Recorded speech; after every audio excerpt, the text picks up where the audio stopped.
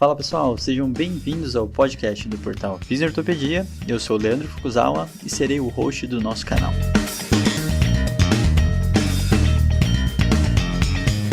Esse podcast tem como função ressignificar o papel do fisioterapeuta em tempos modernos. Sejam muito bem-vindos a mais um podcast do portal Fisiortopedia. Hoje, Rafael Krasicalait me deixou, a gente está aqui ao vivo no Instagram. E Rafa, então, já que a Rafa não está aqui, eu estou aqui com a minha prima, Harumi Rota. Tudo bom, Rafa? Tudo certo? Tudo bem com vocês? Então a gente está aqui presencialmente no QG. Quem está no Instagram aí, tudo bem? Bom dia, pessoal. Ainda não é o nosso programa oficial ao vivo, a gente em breve quer fazer isso, mas ainda não chegamos nesse ponto. Aguardem, nosso CEO está trabalhando nisso. E hoje a gente vai conversar de uma coisa super interessante, uma temática super quente, aí podemos dizer, que gera sempre muitas dúvidas e muitos medos, né?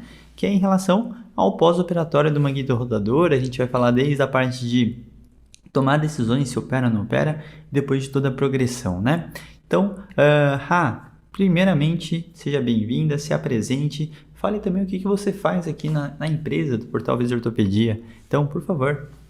Bom, pessoal, bom dia, boa tarde, boa noite para quem está nos ouvindo. Já que o Rafa não está aqui para falar isso, alguém né? tem que falar, né? É um prazer estar aqui com vocês mais uma vez para a gente falar um pouco a respeito de ombro. Quem me conhece sabe, né, que a gente vem falando bastante dentro do portal Fisiortopedia a respeito das condições e principalmente as condições cirúrgicas. Então, são as condições que eu mais falo aqui dentro, né? Porque a gente tem a professora Ana Maria Siriane, a nossa mestre do ombro. Então, a parte do conservador eu deixo toda com ela, porque ela é a melhor. E a parte do cirúrgico, então, eu venho aí para acrescentar nesse conteúdo dentro do portal, tá? Eu sou fisioterapeuta, sou formada já tem há um tempinho, me formei pela Unesp de Marília. Eu fiz mestrado e doutorado com a professora Ana Maria, estudando especificamente ombro.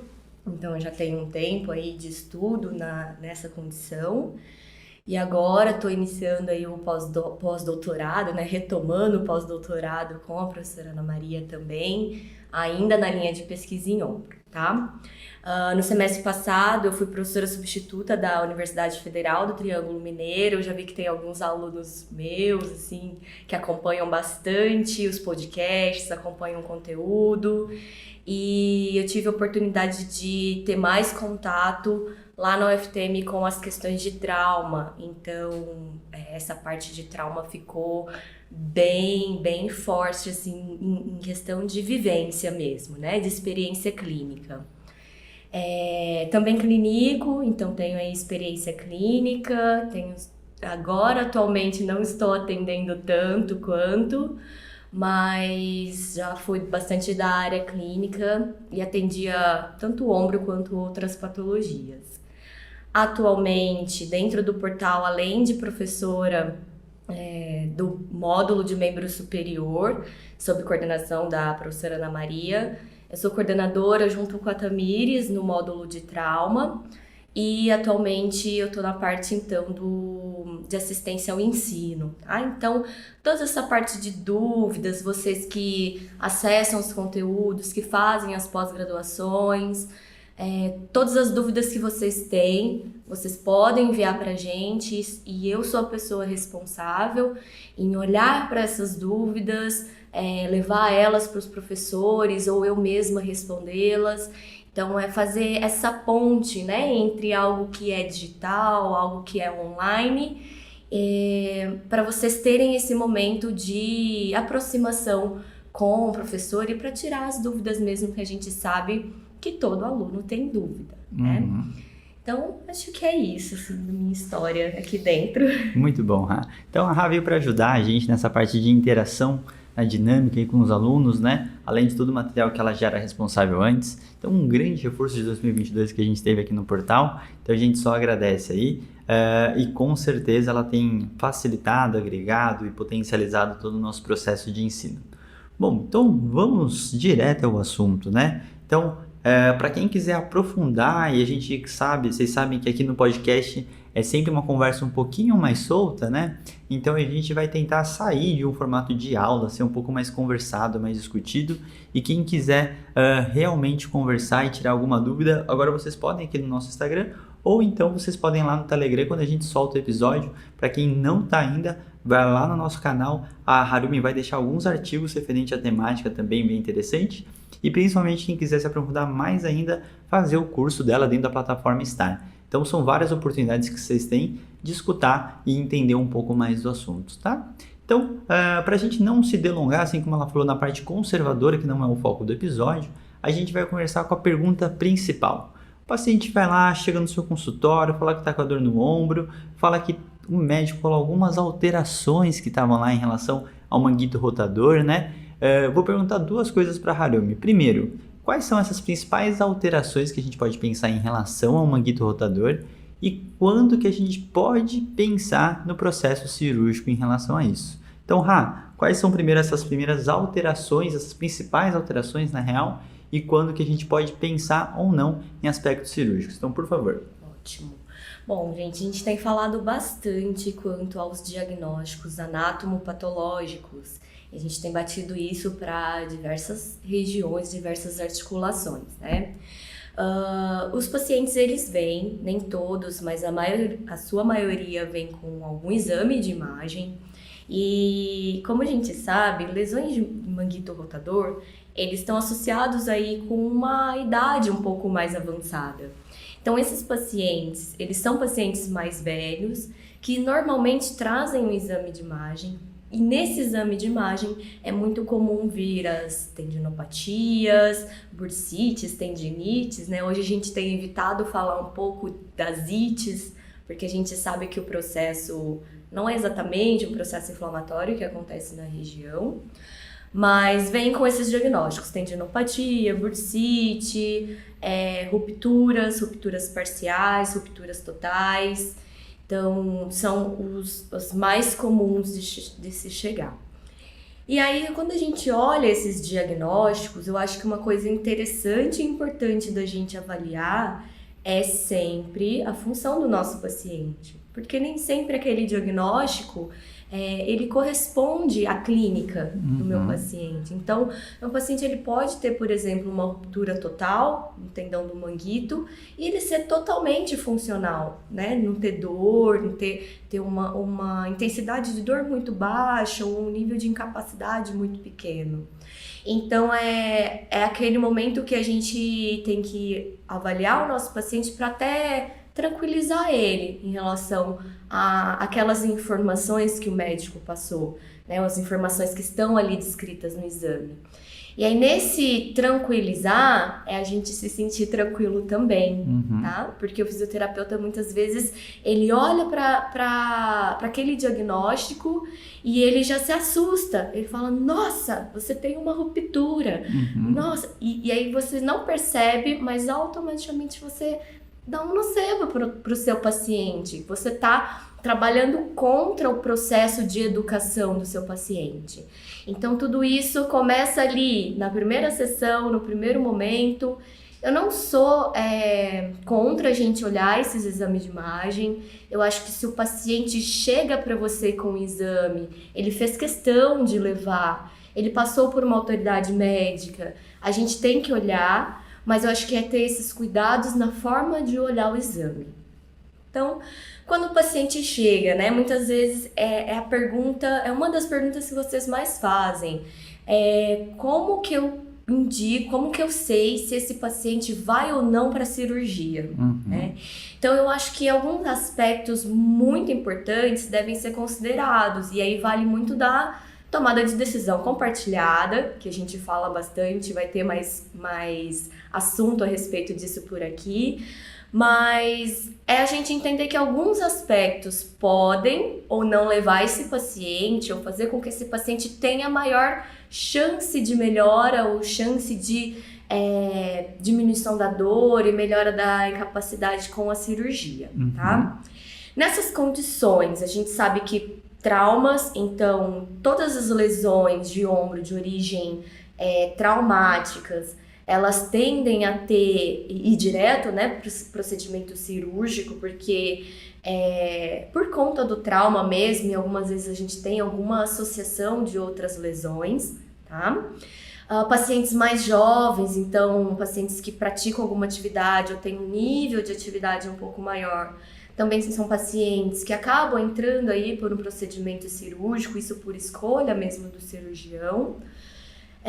E pacientes que têm menos comorbidades, né? Porque a gente entende que quanto mais idoso, quanto mais comorbidades, quanto mais nível de retração de tecido. Então, aquele paciente, por exemplo, que sofreu uma queda, um trauma, rompeu, ou tem uma ruptura que não foi de origem traumática, mas esse tendão ele já está ali muito retraído, eu já não consigo restabelecer com uma cirurgia, né? A qualidade do tecido é ruim. Então, retrações muito grandes, nível de infiltrado gorduroso, a qualidade do tecido, pobre qualidade de tecido, vão fazer então com que esse paciente ele vá para o tratamento conservador, tá? Porque a gente entende que a cirurgia ela tem maiores riscos do paciente ter uma reruptura, por exemplo. Perfeito. E é muito interessante, eu acho que é legal até esclarecer algumas terminologias, né, Rá? Porque muitas vezes quando você está investigando a história do paciente, acho que muito clínico percebe que eles confundem duas coisas, que são os fatores de risco para ter o surgimento dessa ruptura, dessa alteração e por aí vai, né? E nessa hora é onde começa o show de horror dos nocebos, né? Você teve isso por causa daquilo, né? E começa a fazer aquelas correlações que a gente sabe que a gente não pode fazer de forma tão linear. E tudo isso que a Harumi falou é o que a gente chama de fator prognóstico.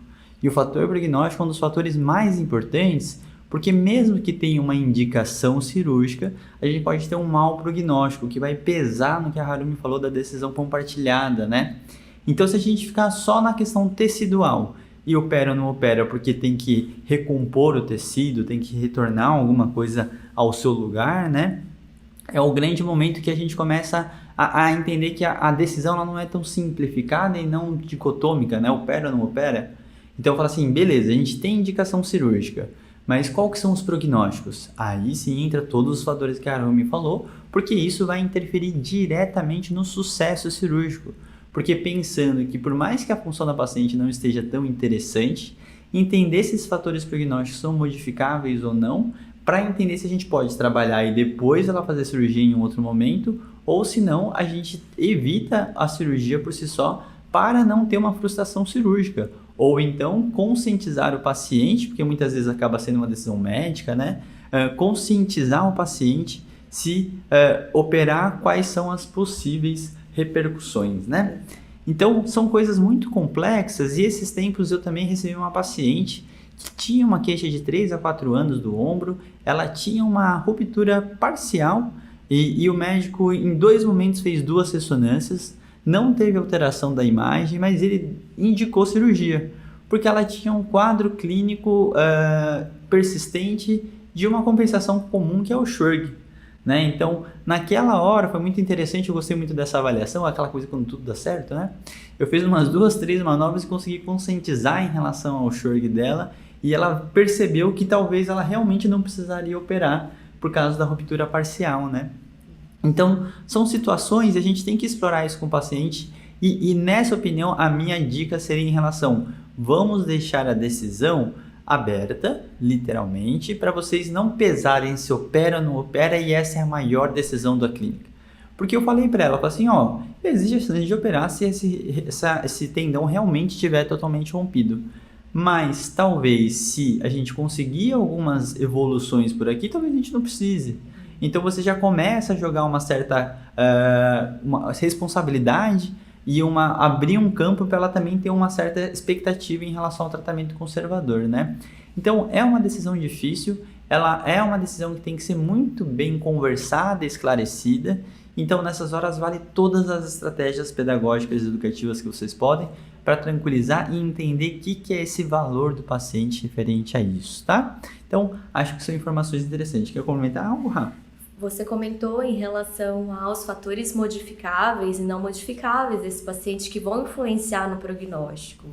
E aí, né, eu comentei de alguns fatores não modificáveis, que são esses relacionados à condição tecidual, só que se a gente for entender que todo o processo pós-cirúrgico do paciente, por exemplo, ele vai envolver um processo em que ele vai ter que fazer exercício, ele vai ter que seguir algumas orientações, né? Um paciente que possivelmente ele vai ter uma dor de origem nociceptiva e que a gente vai ter que trabalhar para que essa dor ela não se cronifique, a gente começa então a olhar os fatores modificáveis. Né, que são aqueles relacionados, por exemplo, à autoeficácia, ao quanto que esse paciente, os pensamentos catastróficos, o quanto que esse paciente adere ao tratamento. Então, tudo isso tem que ser levado em consideração.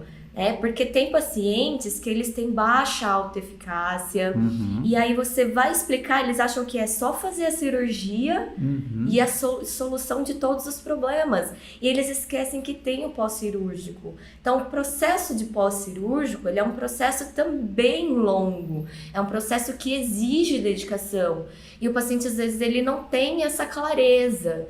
Então na conversa, na fala com os nossos pacientes, sempre nessa tomada de decisão, vale a pena deixar muito claro o caminho que ele vai seguir, tanto no conservador quanto no cirúrgico, porque aí ele consegue te ajudar, né, a pensar a respeito de: será que eu realmente quero? Será que eu realmente consigo? Será que eu vou me colocar nessa condição de fazer todos esses exercícios?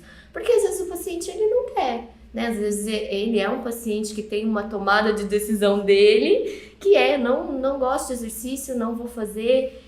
Só que isso tem que estar muito claro, o quanto que ele vai melhorar, o quanto que a gente espera de melhora nos desfechos clínicos, com adesão e sem adesão, tá? Então, tudo isso realmente a gente precisa estabelecer ali na nossa avaliação muito bem claro com o nosso paciente, porque ao longo do tempo, né, esses fatores eles serão reavaliados, como o Foucault comentou.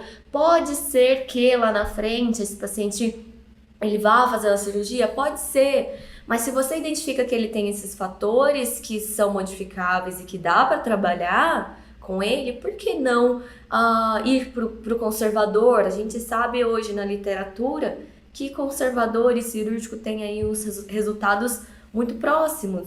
Então, a gente ainda fica com essa expectativa do conservador. Mas esses casos que eles entram pro cirúrgico, né, Fogo? Que você pediu pra gente focar aqui mais. Exatamente. A gente tá aqui, vamos falar. Ana Maria deu um oi aí. Oi, Ana, a gente tá gravando um podcast ao vivo, tá?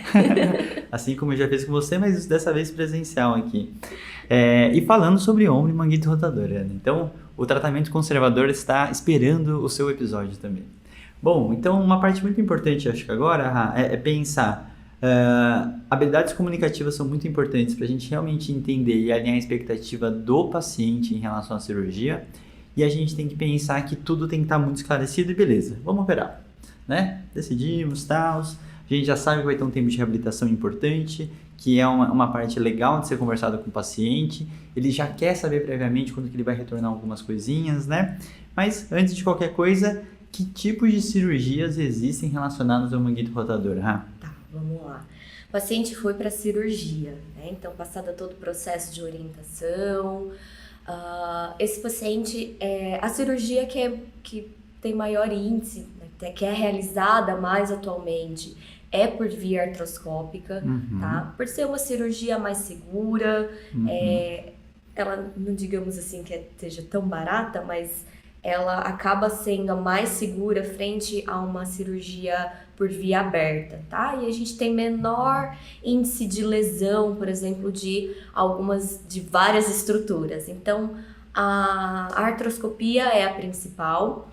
E aí, dentro das artroscopias, quando a gente fala de as cirurgias, os tipos de cirurgia para manguito rotador, os tipos de fixação, né?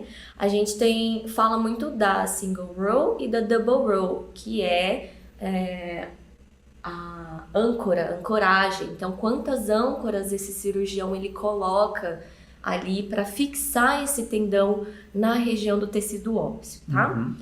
O que a gente sabe sobre esses dois tipos de cirurgia? Tem muita controvérsia na literatura, claro, porque tudo isso é muito dependente da qualidade do tecido, o manejo, a retração, tecido gorduroso. Então, tudo aquilo que a gente comentou que vai influenciar numa taxa de ruptura, por exemplo. Mas se a gente entender que quando eu faço uma cirurgia e eu coloco uma âncora, ela é, entre aspas, menos estável do que eu ancorar com duas, né? A cirurgia com duas âncoras, ela acaba sendo uma cirurgia que gera um maior footprint. O que é o footprint? É aquele momento em que eu tenho uma maior área de contato do tendão em relação à região do tecido ósseo, né? A região onde eu tô ali fixando. Então, aumentando esse footprint, eu tenho, então, uma maior área de contato. Consequentemente, eu diminuo ali a quantidade de carga chegando, né? A carga, ela é dissipada nessa área um pouco maior, o que vai fazer com que as minhas taxas de ruptura, elas possam cair, tá? Então, a gente pensar nesses dois tipos de cirurgia, por via artroscópica é mais comum, e a double roll, normalmente, ela gera um pouquinho menos de condições. As rerupturas, taxas de reruptura são altíssimas, tá? Mas o fato de você utilizar uma cirurgia que gera um pouco mais de estabilidade e de dissipação de carga no tendão, auxilia para que eu tenha menores taxas. E aí a gente já começa a entender que um dos motivos, né, que leva esse tendão a romper é uma das teorias que regem o porquê que o tecido ele chega a romper, é a sobrecarga, né? Então, um mecanismo assim que é mais bem estudado, mais falado aqui entre nós, a gente sabe que em alguns casos não é por sobrecarga direta em si, mas o tendão ele sofre o tempo todo ali compressão e alongamento, estiramento, que são duas cargas mecânicas que a gente realiza o tempo todo, alguns mais, praticando algumas atividades esportivas, e que vão ao longo do tempo gerar alterações nesse tecido, tá? E aí pensando na sobrecarga de compressão ou de distração, a gente já vai então entender o processo de como reabilitar esse paciente no meu pós-cirúrgico. Perfeito. E é muito interessante, a Rafa falou várias características de várias cirurgias, e eu vou colocar aqui só um parênteses que é muito importante qualquer fisioterapeuta entender. Lembra, quem opera é o médico, você não participa diretamente na decisão de qual tipo de cirurgia. Então, existem algumas particularidades que elas estão principalmente relacionadas ao serviço. Então, lembre muito bem que, conforme o serviço que você trabalha, existe mais chance de ter um, ter outro, e quando você já está dentro do serviço, você começa a entender as particularidades do processo cirúrgico que acontece, né?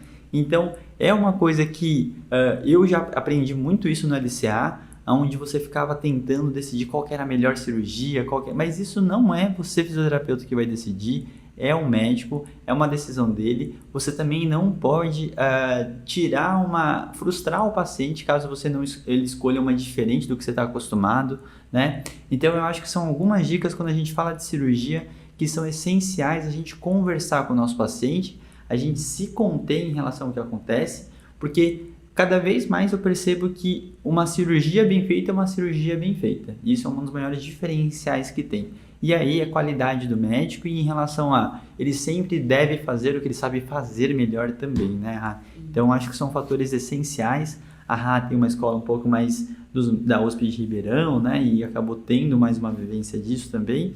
E a gente começa a entender que vai ter particularidades aqui da Santa Casa, por questões de materiais muitas vezes também. Então, saber relevar alguns fatores do que não é um cenário perfeito é uma coisa muito importante também, né, Rá? Então, detalhes muito importantes. E o que a Rafa falou em relação a questões mecânicas, lembrar que é um tecido praticamente novo, né? Ele está uma revascularização, está tendo uma nova integração, está tendo todo o processo biológico e fisiológico de toda aquela integração do tecido, do tendão em si. Então, cada vez mais a gente precisa entender esses detalhes. E aí, agora eu acho que acho que é legal você falar em relação a quais são os primeiros cuidados e quais são as particularidades de cada procedimento cirúrgico. Então, uma das coisas que a gente vai fazer é receber o paciente, saber o tipo de cirurgia e procedimento que aconteceu, perguntar sempre para o paciente quais foram as orientações médicas, se você não conversar com ele diretamente, para você realmente respeitar o que aconteceu dentro daquele centro cirúrgico, porque foi o médico que estava lá, ele que tem que liberar ou não várias coisas, então é uma coisa que antes obrigava um pouco mais, hoje eu entendo e respeito muito melhor isso. Então, fala as particularidades cirúrgicas, tá? E os cuidados iniciais que a gente tem que tomar, quando a gente usa um espaçador ou não, né? Então, são várias coisas importantes em relação a esse momento inicial. Então, por favor. O paciente que passou pelo procedimento cirúrgico, muitas vezes ele é orientado pelo médico, então aí vai depender do serviço, né? Alguns serviços eles recebem melhor orientação, outros não, enfim, a gente sabe que existe uma grande discrepância de serviços, mas no geral eles são orientados ao que de movimento é liberado para eles realizarem aí em determinado período, como eles realizarem essas atividades diárias, né? Então, atividades mais voltadas à higiene pessoal, por exemplo, né? Então, a gente tem que ter certeza que eles estão sendo encorajados a serem mais livres, né? Em terem essa independência quanto a essas atividades, porque a ideia não é que o paciente passe pelo procedimento cirúrgico e ele fique dependente de alguém nesse processo. E aí, esse paciente, nessa fase, quando o Foucault fala sobre a gente conversar e entender o que o médico falou, como foi o processo cirúrgico, né? Se teve algum fator complicador, a gente pensa muito só, por exemplo, numa ruptura do supraespinhal. Uhum. E a gente esquece que muitas vezes, dependendo do mecanismo de lesão ou até da condição desse paciente, do tecido, a gente pode vir com mais alterações do que uma ruptura, né? Ou um pós-cirúrgico de um único tendão. A gente pode ter, por exemplo, lesões traumáticas em que eu tenho associação de ruptura de bíceps, associação de rupturas labrais. Então, nesses casos, que são os casos que a gente acaba fugindo um pouco daquilo que é comum, né, da gente receber na prática, a gente tem que entender, então, o que essas associações elas vão influenciar junto ao meu processo de reabilitação do manguito rotador, tá? Da reparação do manguito rotador. Então, são as condições que eu traria como essenciais de você saber na hora que o paciente chega. Então, quais foram as orientações, o que o médico falou em relação ao uso da tipóia, o que ele falou em relação a atividades, né? Usar ou não usar o membro, tá liberado para fazer mobilidade? O médico chegou a falar isso? Por quê? Porque se o médico não falou, eu posso orientar o meu paciente quanto a isso. E é nessa fase também que a gente entende as crenças do paciente, né? Quanto ao procedimento pós-cirúrgico. Porque vamos combinar, gente, todo processo pós-cirúrgico, toda cirurgia ela é traumática. Então, o procedimento pós-cirúrgico, ele é um processo que o paciente ele morre de medo de ter que refazer tudo aquilo. Então, o paciente chega com aquele receio de, porque se eu movimentar, eu vou romper de novo. Porque se eu mexer, pode ser que dê errado, que o negócio rasgue. Então, assim, vários pacientes chegam com esse medo de movimento no pós-cirúrgico, com medo da ruptura. Sim. E vários fisioterapeutas não mobilizam precoce com medo da ruptura. Sim. E aí, vale a gente entender que eu posso mobilizar precocemente? Posso ou não posso? Será que eu coloco carga? Posso ou não posso? A gente sabe que sim. Gente, mobilização precoce, ela auxilia aí a médio e longo prazo nos desfechos de incapacidade, né? Então, eu posso mobilizar. o que eu devo evitar nesse momento? E aí eu já vou partir um pouco para os cuidados, né, de nós, da fisioterapia mesmo. Esse paciente, ele vai ficar utilizando a tipoia por um período de pelo menos 4 semanas, né? Então, 4, 6 semanas, dependendo se ele tiver cirurgias associadas, então, por exemplo, cirurgias de instabilidade ou de alguma lesão labral, ou cirurgia de bíceps, em que eu faço debridamento de algumas regiões, umas estruturas, eu entendo que o processo cirúrgico foi um pouco mais agressivo, né? Então, ele precisa de um tempo maior de reparação, de reparação dos tecidos antes de eu começar a pensar em colocar carga exatamente naquele ombro, tá? Mas a mobilização, ela é liberada para as primeiras semanas, e aí depende de onde você trabalha, você pode trabalhar na primeira semana mesmo, pós-cirúrgica. A gente tem trabalhado aí a partir da segunda com pacientes que são encaminhados, porque nem sempre o médico encaminha na primeira semana, tá? Mas a gente pode liberar esses exercícios. É importante a gente orientar quanto à amplitude de movimento, né? Então a gente sabe que vai estar limitada a baixas amplitudes.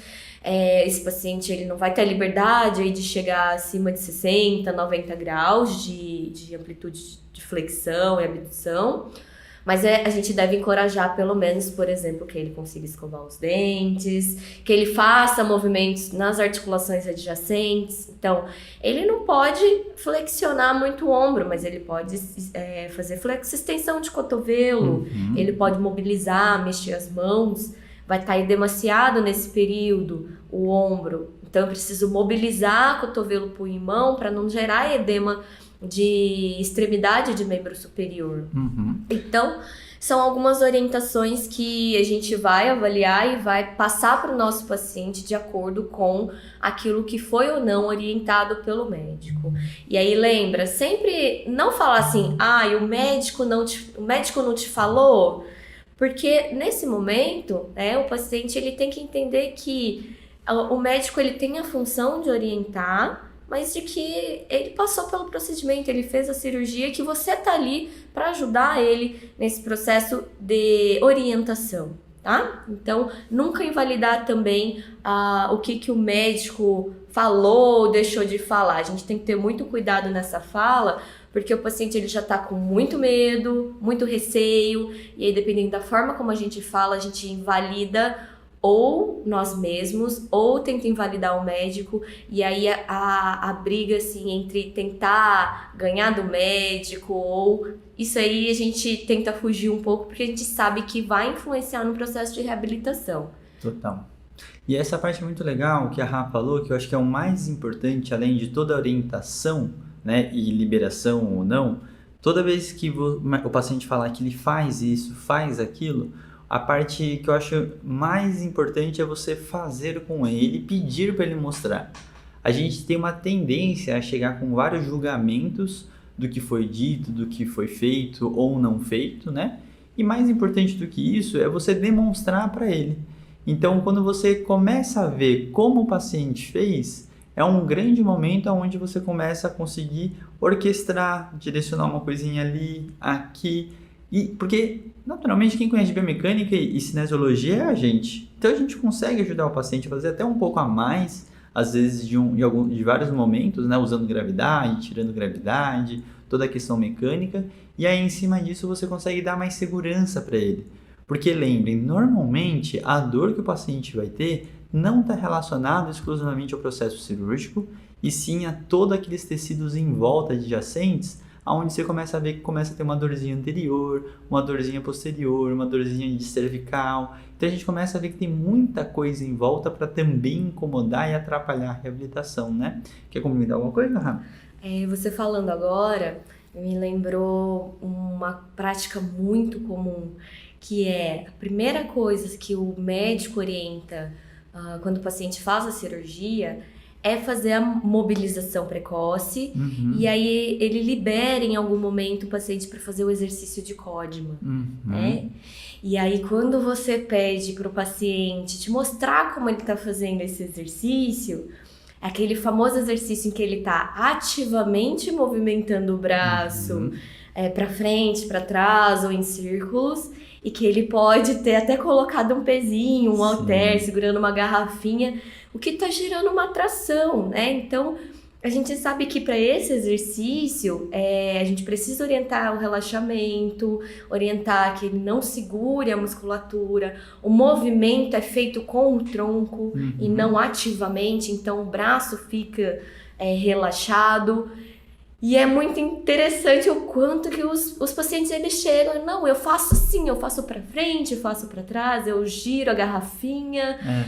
E aí nesse momento você fala, opa, ele foi até orientado, ele recebeu uma boa orientação, mas não da forma, né, que deveria ser feita. Então você vai lá e contorna, explica. Então, gente, essa coisa da gente sempre perguntar o que foi orientado, o que foi ensinado e como ele está fazendo, parece besteira, mas é de praxe na nossa prática, viu? A gente precisa falar, mas me conta, me mostra aqui. Porque muitas vezes você acha que está fazendo, ou ele acha que está fazendo, e na verdade ele não está fazendo nada. E ele pode estar até de alguma forma atrasando esse processo. Isso é interessante, eu gosto muito de, até para tranquilizar, né? Se você está demonstrando que ele fez de uma forma muito, vamos considerar que você consideraria errado, ele também começa a influenciar no paciente. Então, eu sempre falo assim, eu queria mostrar para ver como que a gente pode melhorar, potencializar. Então, sempre pensar em acrescentar algo, né? E não o julgar por si só, de falar se está fazendo certo, se está fazendo errado, assim pode, assim não pode, né? Porque nessas horas é aquela coisa... O médico provavelmente pode muitas vezes demonstrar de uma forma mais simplificada, o paciente entende metade da forma simplificada que foi explicada, e aí ele executando inventa coisas diferentes para ser feita depois. Então a gente sabe que com nossos pacientes a gente precisa desse processo de revisitar, né? Então, mas vamos continuar aqui, que eu acho que é importante que outros assuntos, que é a parte de isométrica e isotônica. Quando que a gente começa, como que a gente começa e como que a gente vai evoluindo em todo esse processo aí em relação aos exercícios de manguito rotador propriamente dito, né? Então vamos pensar que o foco anterior está relacionado à parte um pouco da escápula, cervical, mobilidades e afins de outras articulações. Pode até treinar um aeróbico numa bicicleta, por exemplo, para dar uma via endógena, por exemplo, e a gente simplesmente depois espera esse tempo da cicatrização melhorar, e aí conforme o timing do tecido você consegue realmente começar a colocar carga. Quando que a gente começa a isometria e quando que a gente começa a isotonia? Então explica um pouco dessa parte, por favor. Vamos lá. Passadas essas primeiras fases e que a gente não pode esquecer de mobilizar, esquecer de trabalhar um pouco do ganho dessa amplitude nas primeiras semanas, igual o Fugo comentou, a gente também orienta atividades aeróbicas. Lembra que esse paciente ele tá com dor, né? Então a gente precisa trabalhar nessa modulação da dor também. Então tudo isso é muito importante para a gente pensar a longo prazo com esse paciente na questão da cronificação. Passado o período em que o paciente ele pode iniciar o ganho, né, de carga, na verdade, de colocar tensão nesse tecido, a gente sabe na literatura hoje que não existe um protocolo ou um estudo que fale, por exemplo, que exercícios isométricos são melhores que isotônicos, cadeia cinética fechada é melhor que cadeia cinética aberta.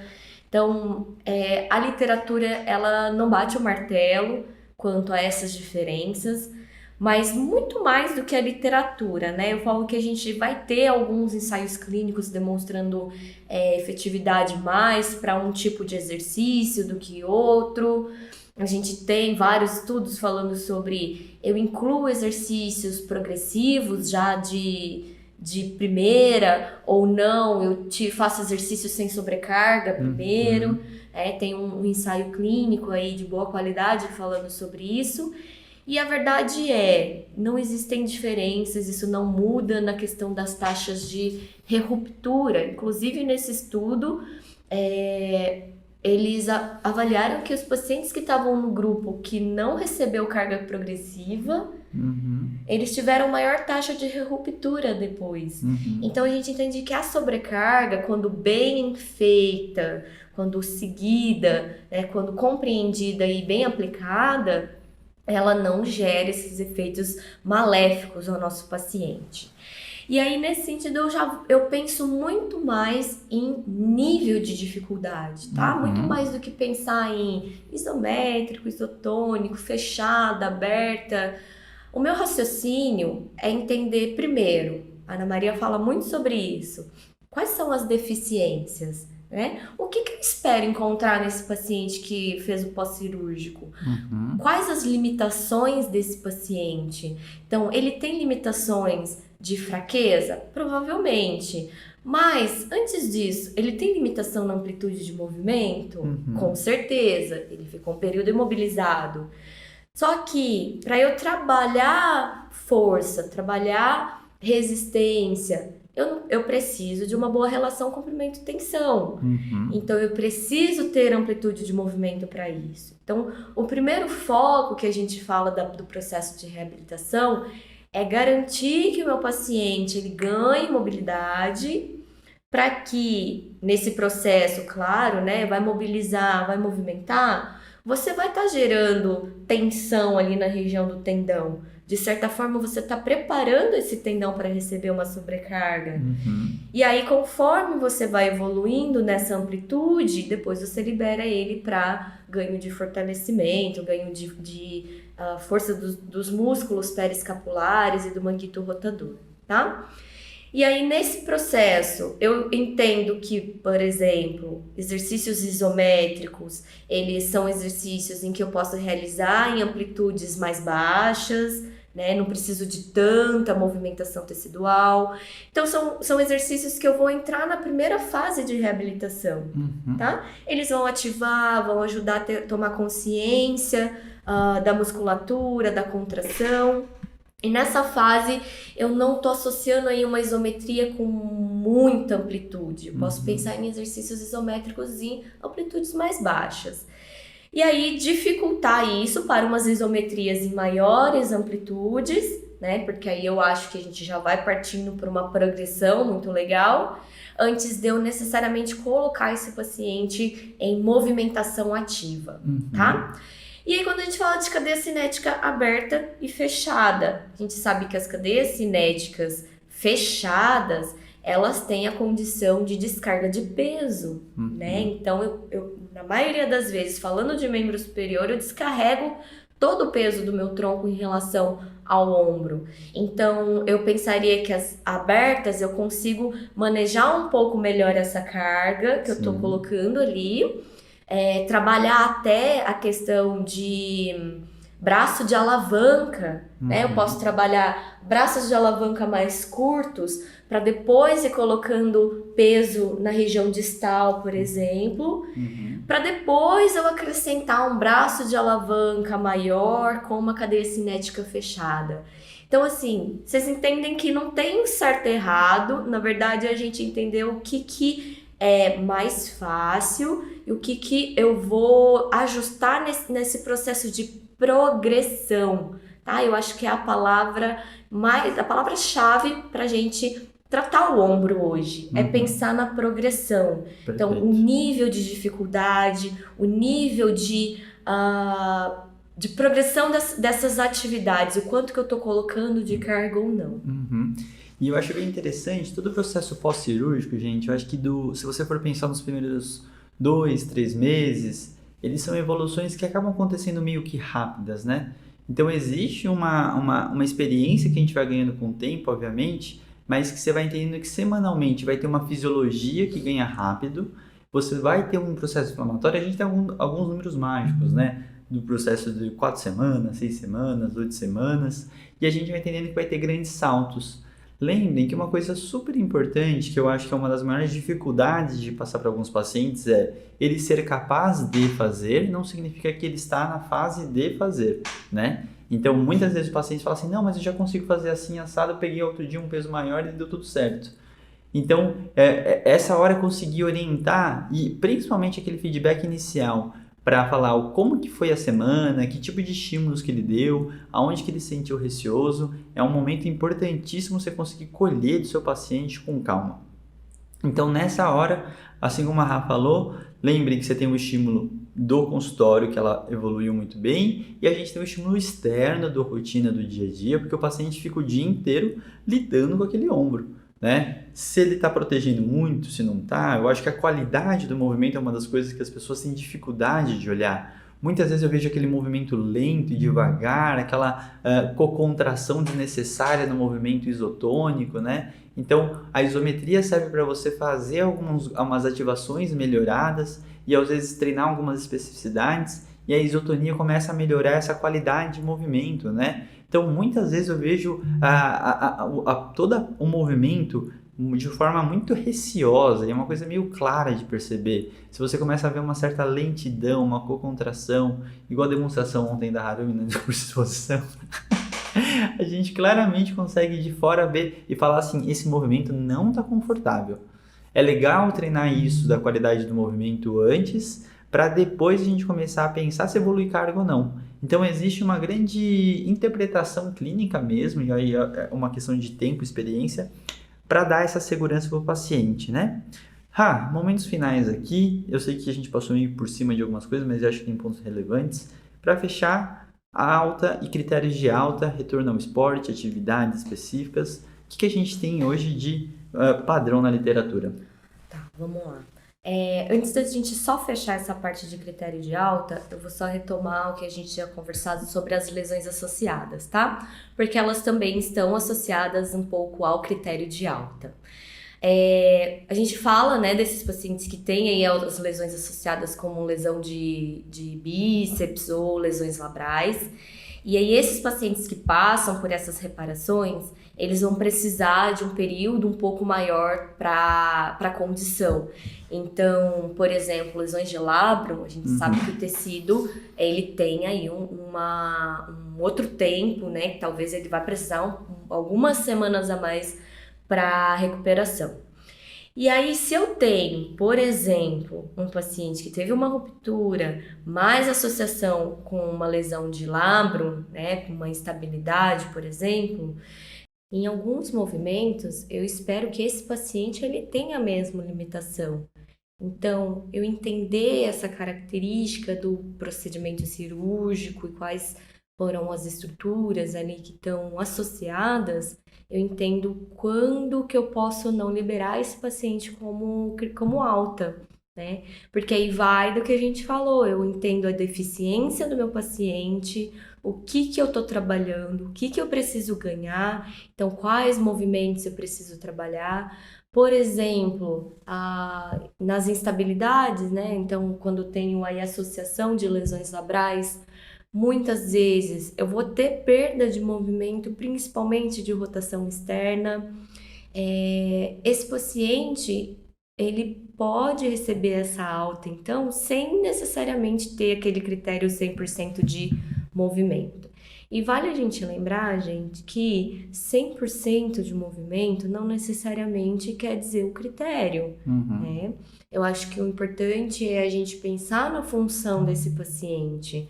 Muitas vezes a gente foca muito em ficar ganhando flexão, extensão, abdução, e a gente esquece de trabalhar movimentos funcionais com esse paciente. Então, fazer ele retomar as atividades do dia a dia, rotação interna, né? Eu dei uma aula nesse final de semana no IoT, que um dos alunos me perguntou assim, mas quanto que a rotação interna é funcional? Né? Porque a gente fala muito da elevação, vai pendurar uma roupa no varal, eu preciso da rotação externa para jogar alguma coisa, pegar alguma coisa, pentear o cabelo, tudo que é acima da altura do ombro, da cabeça, a gente tem mais facilidade de pensar com o membro superior. E aí eu trouxe para ele, né, o fato de quando você vai ao banheiro, você utiliza a rotação interna para se limpar. Quando você vai tomar banho, quando você vai vestir uma roupa, subir uma calça. Então, são movimentos que não exigem tanta amplitude de elevação, mas que tem uma associação de rotação interna importante. Então, se esses pacientes têm associação de outras lesões, eu entendo que vai estar mais limitado para algumas movimentações e que tá tudo bem. Só eu ter ideia de que meu paciente, que eu tenho que liberar ele o mais funcional possível, né, dentro ali do contexto, dentro da atividade que o meu paciente exerce, e com o mínimo aí de complicações, sanando o máximo de deficiências que eu encontrei nessa avaliação, tá? Um ponto importante, comum também de vocês perguntarem em relação à progressão, né? Devo fazer treino pliométrico, treino de, enfim, colocar uma bola, colocar uma descarga, treino com instabilidades. Eu penso muito no o quanto que seu paciente realmente precisa disso, sabe? Se ele é um paciente que talvez precise de muita mudança de direção, precise de um treino em que ele é arremessador ou ele é um esportista, né, que precisa desse controle diferenciado em relação à articulação, eu trabalharia mais exercícios proprioceptivos, trabalharia exercícios em maior instabilidade, com um nível maior de dificuldade. Mas pacientes mais idosos, pacientes que não têm aí um nível de atividade esportiva muito grande, por que ficar colocando eles em uma condição que diariamente eles não vão passar por isso, né? Eles não precisam disso para o ombro. A sobrecarga que eles têm é muito menor. Então, a gente sabe que propriocepção, controle motor, tudo isso é trabalhado durante a ativação muscular, durante o ganho do fortalecimento, a própria condição dele entender a posição do membro, tudo isso a gente está trabalhando o controle motor, propriocepção, não necessariamente eu preciso colocá-los nessa situação, tá? Então esses são os critérios que eu trago como alta da fisioterapia, e aí vale sempre reavaliar, Fulco, porque alguns pacientes, eles não têm muita melhora, né? E talvez a gente precise encaminhar para o médico. Ou nesse processo, ele começa a ter complicações. Então, fez a cirurgia, no pós-cirúrgico foi correndo tudo bem, mas em determinado momento começa a apresentar algum processo de inflamação, infecção, algo que pode estar limitando febre. Então, tudo isso a gente precisa estar atento, porque a gente precisa reencaminhar esse paciente para o médico se essas red flags, elas aparecem, né? A gente não pode esquecer das red flags. Então, sempre estar reavaliando isso, porque um bom tratamento, uma boa alta, ela está relacionada não só à capacidade física funcional, mas também esse paciente ele desenvolver todo o processo de cicatrização de forma adequada e da forma que a gente espera. Sensacional.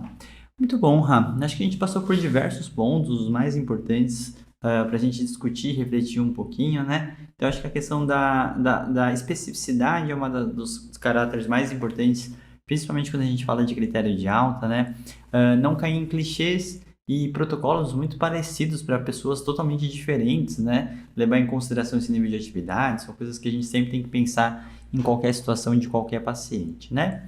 Então, acho que é isso, né, Ra? Acho que a gente falou dos principais pontos, foi bem interessante, a gente fez esse ao vivo aí, mas quem tiver mais dúvida e quiser deixar, lembrem no nosso canal do Telegram, do Portal Fisiortopedia, a gente vai deixar materiais relacionados ao assunto, tá? A Ra vai deixar alguns artigos específicos. Lembre que tem mais detalhes dentro da plataforma Star no curso da Harumi mesmo, tá? Eu acho que é isso, Ra. Muito obrigado pelo tempo, pelo episódio. E é isso, um grande abraço. Dê uma mensagem final para as pessoas. Aquela mensagem de paz, amor e esperança, porque Rafael não está aqui novamente. Exatamente. Bom, gente, todo esse conteúdo, né? A gente fala que 1 hora é pouco tempo de passar por tudo isso. Dentro da pós-graduação, a gente tem um pouco mais de tempo para falar sobre os aspectos específicos de cada semana. Na plataforma Star, aí eu tenho o curso de manguito rotador, de pós-operatório de manguito, e agora o novo de instabilidade, em que a gente também fala de pós-cirúrgico lá na instabilidade. Então, assim, tem um conteúdo bem grande, já bem diluído, bem organizado, para facilitar o entendimento de vocês sobre o assunto e ajudar vocês na prática, tá? Mas esse podcast, né, se vocês ouvirem aí com bastante carinho, com cuidado nos pontos que a gente tocou, ele já é um podcast que vai te ajudar muito na prática clínica, tá? Porque todos esses aspectos que a gente trouxe foram perguntas, casos, coisas que normalmente chegam pra gente na prática. Então, são condições que eu tenho certeza que vocês devem vivenciar também. E eu espero que com tudo que a gente conversou aqui, né, fique um pouco mais claro e dê um pouco mais de tranquilidade para vocês receberem esse paciente, acolher esse paciente, orientar, né, de uma forma que não seja aquela comunicação mais agressiva, então tentar trabalhar essa multidisciplinariedade, que eu acho que é importante dentro do nosso sistema. A gente não pode invalidar a fala de ninguém, tá? Assim como a gente não quer ser invalidado. Então, trabalhar tudo isso com o paciente no pós-cirúrgico vai gerar aí uma melhora, né, da compreensão do paciente quanto à condição, vai gerar uma melhor adesão desse paciente em relação ao tratamento, e você, né, tendo essa tranquilidade, entender todos esses processos, vai se sentir mais confortável de passar essas orientações, tá? Então, fico aqui também à disposição, caso alguém precise tirar alguma dúvida, algo específico, queira compartilhar aí com a gente alguma história, mas espero então ter contribuído um pouquinho para a prática de vocês. Muito obrigada a todos que nos escutaram. Então é isso, pessoal. Até o nosso próximo episódio. Um grande abraço para todo mundo. E na próxima, quem sabe, o Rafa volta. Um grande abraço. Valeu, pessoal. Tchau, tchau.